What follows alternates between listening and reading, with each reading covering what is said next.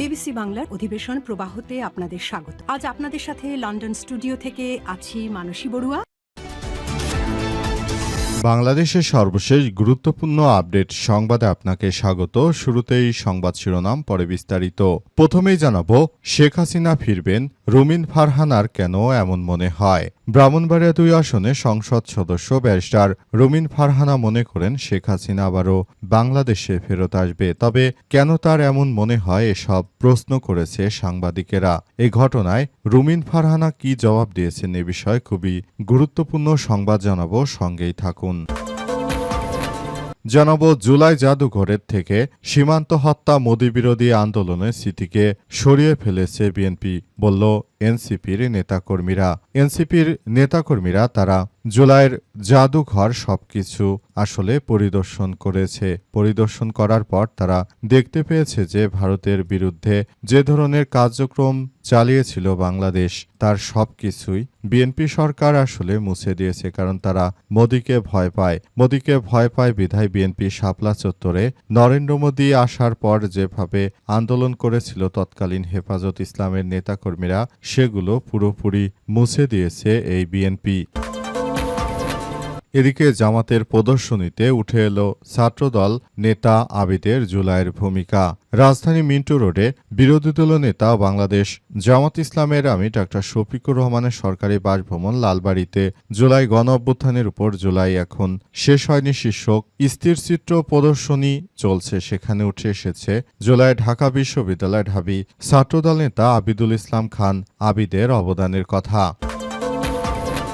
এরপর জানাবো, হল দখল করে সন্ত্রাসীদের অভয়ারণ্যে করা যাবে না, শিবির সভাপতির হুঁশিয়ারি বিএনপিকে। কোনো ক্যাম্পাসের হল দখল করে অছাত্র কুছাত্র সন্ত্রাসীদের অভয়ারণ্যে শিক্ষা প্রতিষ্ঠানে সন্ত্রাসী কার্যক্রম করা যাবে না, সরকারের প্রতি ইঙ্গিত দিয়ে এমন কঠোর হুঁশিয়ারি দিয়েছেন ইসলামী ছাত্র শিবিরের কেন্দ্রীয় সভাপতি নুরুল ইসলাম সাদ্দাম। তিনি বলেন, প্রতিটি ক্যাম্পাসে শিক্ষার সুষ্ঠু পরিবেশ রক্ষা করা সরকারের মৌলিক অধিকার।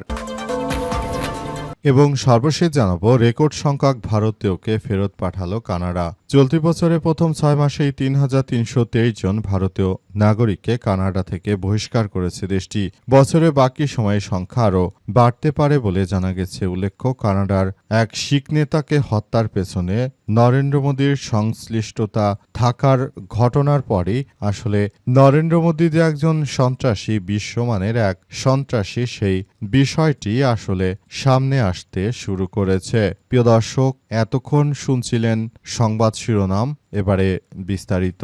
তবে তার আগে বন্ধুরা, অনুরোধ থাকবে এই সংবাদটিতে একটি লাইক দিন। এই চ্যানেলে আপনি নতুন হয়ে থাকলে আমাদের সংবাদটি দেখতে দেখতে চ্যানেলটি সাবস্ক্রাইব করে রাখুন। কমেন্ট করে বন্ধুরা আপনার মূল্যবান মতামত জানিয়ে দিন আপনি বিশ্বের কোন দেশ থেকে বা বাংলাদেশের কোন স্থান থেকে আমাদের সংবাদটি দেখছেন এবং শুনছেন। আর বন্ধুরা, গাজা যুদ্ধে আপনি যদি নিরীহ ফিলিস্তিনিদের ভালোবেসে থাকেন, কমেন্টে ইয়েস লিখে পুরো বিশ্ববাসীকে আমাদের এই তাজা আপডেটটি দেখার সুযোগ করে দিন।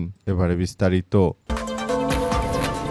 জাদুঘর থেকে মোদি বিরোধী আন্দোলন সহ ভারতের বিরোধিতা করে বাংলাদেশ যে সব আন্দোলন সংগ্রাম করেছে তার সবকিছু বিএনপি সরিয়ে ফেলেছে বলে জানিয়েছেন গণ অভ্যুত্থানে নেতৃত্ব দেয়া বাংলাদেশ এনসিপির নেতৃত্ববৃন্দরা। তারা জানিয়েছে যে বিএনপির তারেক রহমান গোপনে ভারতের কুখ্যাত সন্ত্রাসী মোদির সঙ্গে আঁতাত করে শাপলা চত্বরে যে অংশ এখানে ছিল, যে গণ অভ্যুত্থানের আগে শাপলা চত্বরে যেসব ঘটনাগুলো ছিল মোদি বিরোধী যে আন্দোলন হয়েছিল, কারণ মোদি উড়াকান্দিতে আসার আগে দেশের ভিতরে যে বড় ধরনের একটি বিশৃঙ্খল ঘটনা ঘটছিল, সেগুলো সুপরিকল্পিতভাবে আসলে সরিয়ে ফেলেছে তারা। মূলত তারা এমন কিছু করতে চায় যেটা বাংলাদেশের মানুষ কখনোই পছন্দ করে না। তারপরও তারা মূলত এই ধরনের কার্যক্রম চালিয়ে তারা দেশটাকে এক ভয়াবহ বিপর্যয়ের মধ্যে ঠেলে দিতে চায়। এটি আসলে সবার জন্য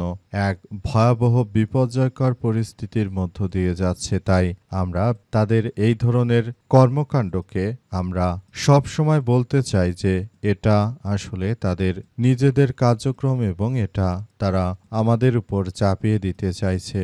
এটি কখনোই আমরা মেনে নেব না। আমরা মনে করি যে ধরনের কার্যক্রম শুরু হয়েছে সেটা সবার জন্য এক ভয়াবহ বিপর্যয়কর পরিস্থিতির সৃষ্টি করছে।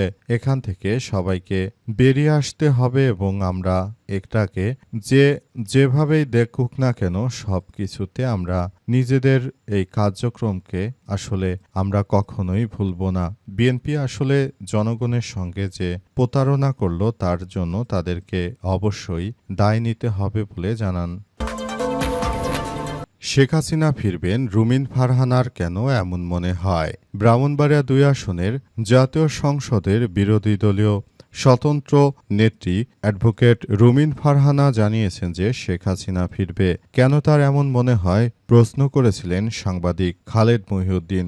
সাংবাদিক খালেদ মহিউদ্দিনের টকশোতে সেই প্রশ্নের উত্তর দিয়েছেন রুমিন ফারহানা। কেন তার কাছে মনে হয় যে রুমিন ফারহানার কাছে মনে হয় যে শেখ হাসিনা ফেরত আসবে সে বিষয়টি আপনাদের সামনে হুবহু তুলে ধরা হলো। টকশোতে আসলে বলতে শোনা গেছে যে খালেদ মহিউদ্দিন জানান, অনেকে বলছে যে আওয়ামী লীগ যে সাহসটা পাচ্ছে সেই সাহসটা আসলে মূলত সাহস যোগাচ্ছে রুমিন ফারহানা। তিনি বলেন তার রিসার্চ টিমও লিখেছে শেখ হাসিনার আসার ব্যাপারটি পজিটিভ কথা বলছে ফারহানা। উত্তরে রুমিন ফারহানা বলেন, আমি বাংলাদেশের খুবই ক্ষুদ্র একজন রাজনৈতিক কর্মী, একই সঙ্গে একজন লয়ার। আমার পরিবারের একটা রাজনৈতিক ইতিহাস আছে। আমি একজন পলিটিক্যাল ফ্যামিলির সন্তান হিসেবে চিন্তা ভাবনা করছি ওই জায়গাতে কি করতাম, কি কারণে শেখ হাসিনা ফিরে আসতে পারেন। ব্রাহ্মণবাড়িয়া ২ আসনের সংসদ সদস্য তিনি এসব কথা বলেছেন সেটি তিনি আবারও উল্লেখ করেন। তিনি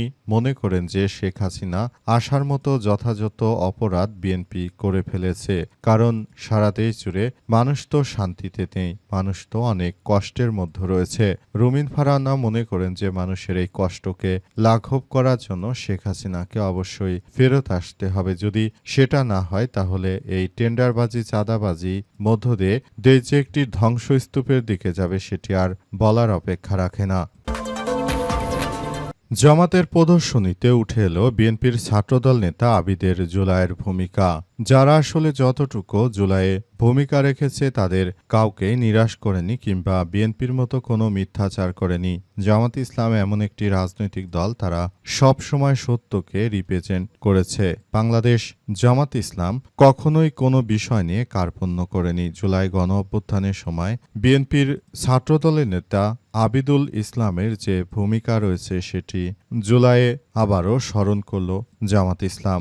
জামাত ইসলামের পক্ষ থেকে বিরোধী দলীয় নেতা বাংলাদেশ জামাত ইসলামের আমির ডাক্তার শফিকুর রহমানের জন্য বরাদ্দ যে লাল ঘর রয়েছে, মূলত সেই লাল ঘরেই তিনি বর্তমান থাকছেন এবং সেখান থেকে আসলে সরকারের বিভিন্ন বিষয় উপস্থাপন করছেন এবং সরকারের সমালোচনা করছেন। জামাতের আমির সেখানে জুলাই বিভিন্ন ব্যক্তিদের অবদান নিয়ে ব্যাপক কার্যক্রম চালানো হচ্ছে জামাতের পক্ষ থেকে। সেখানে স্থিরচিত্র প্রদর্শনীতে বিএনপির ছাত্রদলের নেতা আবিদুলের যে ভূমিকা রয়েছে সেই সব কিছুই মূলত সেখানে খুব সুন্দরভাবে উপস্থাপন করা হয়েছে। জামাত ইসলাম মনে করে যে যার যতটুকু ভূমিকা রয়েছে তার প্রতিটি ক্ষেত্রেই তাকে সর্বাত্মকভাবে তার সেই ভূমিকার কথা বলতে হবে। আমরা এমন নয় যে এক দফার ঘোষণা দিল নাহিদ ইসলাম আর বলে দিলাম যে জামাতের আমির ঘোষণা দিয়েছে। এটা আসলে হতে পারে না, কারণ এটা মিথ্যা, আর মিথ্যা দিয়ে কখনোই নিজের রাজনৈতিক দলকে কখনো এগিয়ে নিয়ে যাওয়া যাবে না। তাই জামাতের নেতাকর্মীরা সবসময় সত্য এবং আদর্শের পথে থাকার চেষ্টা করেছে সর্বাত্মকভাবে। হল দখল করে সন্ত্রাসীদের অভয়ারণ্য করা যাবে না বলেন শিবির সভাপতি। কোনো ক্যাম্পাসে হল দখল করে অছাত্র সন্ত্রাসীদের অভয়ারণ্য করা যাবে না বলে সরকারের প্রতি ইঙ্গিত করে এই মন্তব্য করেছেন ইসলামী ছাত্র শিবিরের কেন্দ্রীয় সভাপতি নুরুল ইসলাম সাদ্দাম। তিনি বলেছেন, প্রতিটি ক্যাম্পাসে শিক্ষার সুষ্ঠু পরিবেশ রক্ষা করা সরকারের মৌলিক দায়িত্ব। সামাজিক যোগাযোগ মাধ্যম ফেসবুকে নিজের অ্যাকাউন্টে দেয়া পোস্টে তিনি এসব কথা বলেন। সম্প্রতি বেগম রোকেয়া বিশ্ববিদ্যালয় এবং ঢাকা আলিয়া ছাত্রদল ও ছাত্র শিবিরের মধ্যে সংঘর্ষের পর শিবির সভাপতি স্ট্যাটাস দেন। রাজধানীর বকশীবাজারে ঢাকা আলিয়া মাদ্রাসায় পাল্টাপাল্টি সংঘর্ষ ও সংঘর্ষের পর শিবিরকে হটিয়ে হলের নিয়ন্ত্রণ নেয় ছাত্রদল। এরপর থেকেই বেশ কয়েকবার হলে প্রবেশের চেষ্টা করেছে শিবিরের নেতাকর্মীরা।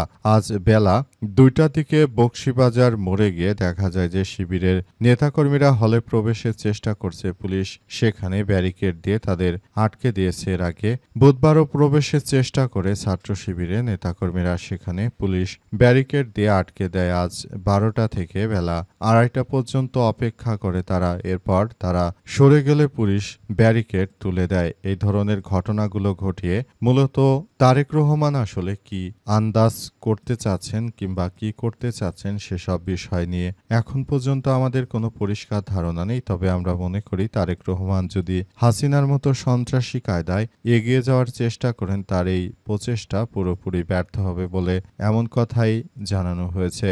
আরও বলা হয়েছে যে দেশটাকে যে সন্ত্রাসের অভয়ারণ্যে পরিণত করা হচ্ছে সেসব বিষয়গুলো খুবই গুরুত্ব সহকারে দেখভাল করার মধ্য দিয়ে সবাইকে এগিয়ে যেতে হচ্ছে এবং আগামীতে একটি সুন্দর ও সমৃদ্ধির একটি রাষ্ট্র কাঠামো আমরা যে গড়ে তুলতে চাই সেসব বিষয় নিয়ে সবাইকে আরও বেশি সতর্ক ও সাবধান থাকার জন্য বলা হচ্ছে এবং সবাইকে বিষয়গুলো নিয়ে খুবই গুরুত্ব সহকারে দেখভাল করার কথা জানানো হচ্ছে।